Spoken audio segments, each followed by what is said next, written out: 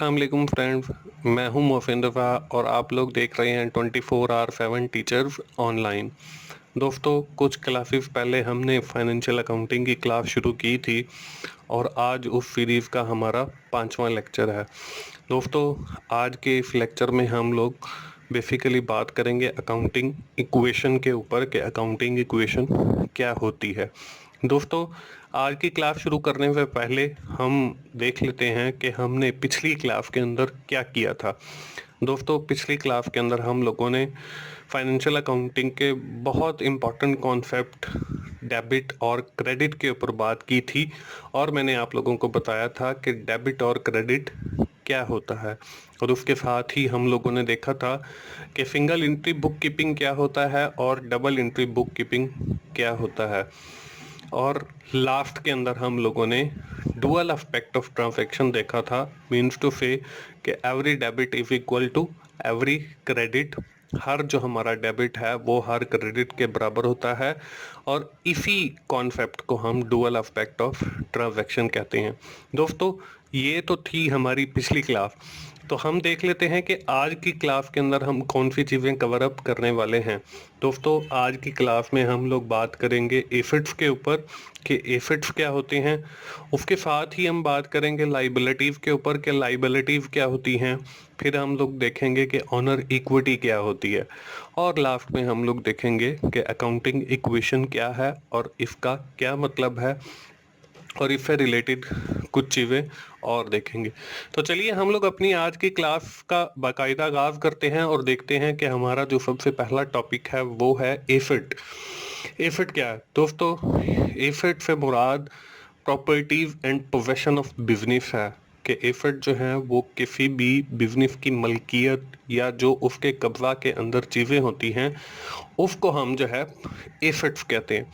यहाँ पे तस्वीर के अंदर भी आपको चीज़ें नज़र आ रही हैं, वो भी हमारी एसेट्स हैं। इसमें आपको शुरू में कैश नज़र आ रहा है, इन्वेंट्री नज़र आ रही है, बिल्डिंग नज़र आ रही है, फर्नीचर नज़र आ रहा है, व्हीकल नज़र आ रही है, आपको लैंड नज़र आ रही है। तो ये सारी चीज़ें these are related to the asset category और these are the properties and possession of the business. दोस्तों, एसेट्स को आगे फर्दर 2 कैटेगरीज के अंदर डिवाइड किया गया।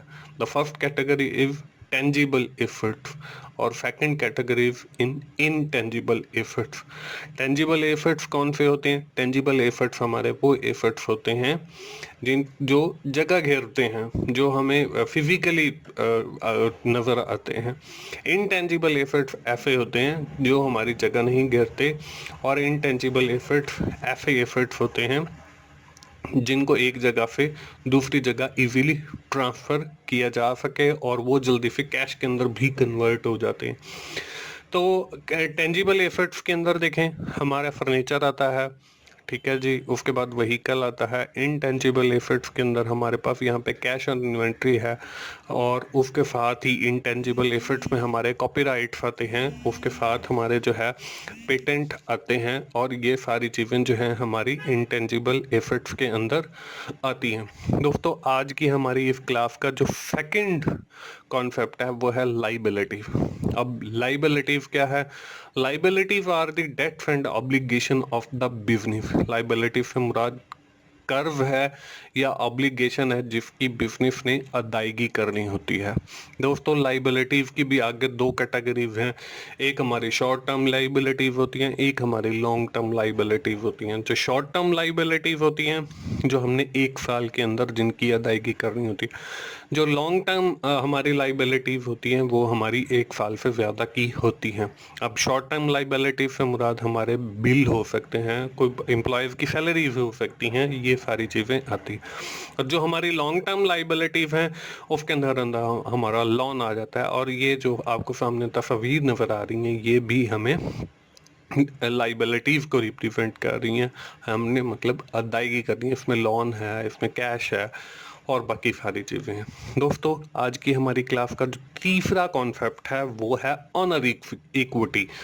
ऑनर इक्विटी क्या है जी? Owner equity is defined as the proportion of the total value of the company asset that can be claimed by its owner and by its shareholder। अब एक company के अंदर जो लोग पैसा इन्वेस्ट करते हैं उस पैसे को तो कहते हैं हम कैपिटल। अब कुछ बिजनेसेस ऐसे भी होते हैं जिसके लिए हमें बहुत ज्यादा सरमाए की जरूरत होती है। उसमें क्या होता है, उसमें काफी सारे लोग मिलकर फिर पैसा इन्वेस्ट करते हैं।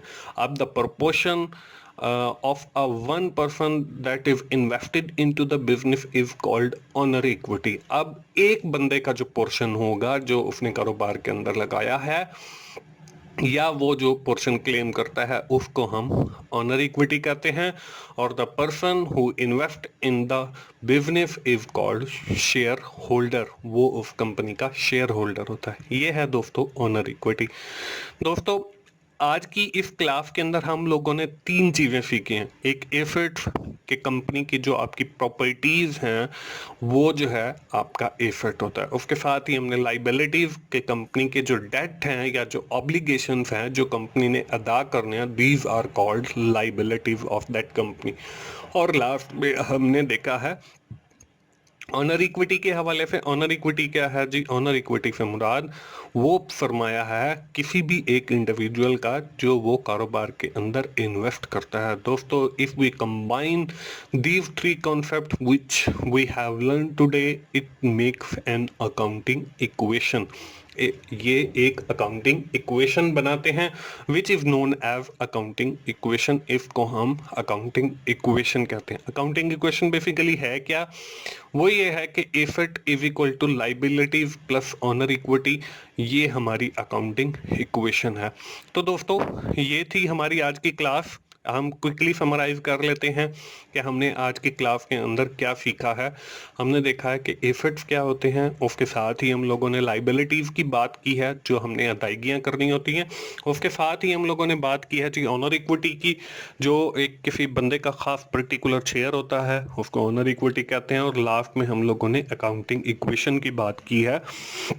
अगर हम इन 3 चीज़ों को कंबाइन करते हैं मतलब asset is equal to liabilities plus owner equity, तो ये हमारी एक अकाउंटिंग इक्वेशन बन जाती है। दोस्तों ये तो था हमारा आज का लेक्चर। आइंदा आने वाले लेक्चर के ऊपर हमारी जो बात है अकाउंटिंग इक्वेशन के ऊपर जारी रहेगी, और आइंदा आने वाली क्लास 6 के अंदर मैं आप लोगों को अकाउंटिंग इक्वेशन से रिलेटेड एक एग्जाम्पल भी करके दिखाऊंगा। तो दोस्तों मुझे उम्मीद है कि आज की क्लास आपको पसंद आई होगी, और आपने जो आज हमने अकाउंटिंग के बेसिक कॉन्सेप्ट्स फर्दर पढ़े हैं वो भी आपको समझ आ गए होंगे। दोस्तों अगर आपको मेरी वीडियोस पसंद आ रही हैं आप लोग अपने दोस्तों से शेयर कीजिए, लाइक कीजिए और कमेंट कीजिए, और मेरे चैनल को सब्सक्राइब कीजिए। दोस्तों अगली वीडियो आने तक मुझे इजाज़त दीजिए। थैंक यू वेरी मच दोस्तों। अल्लाह हाफिज़।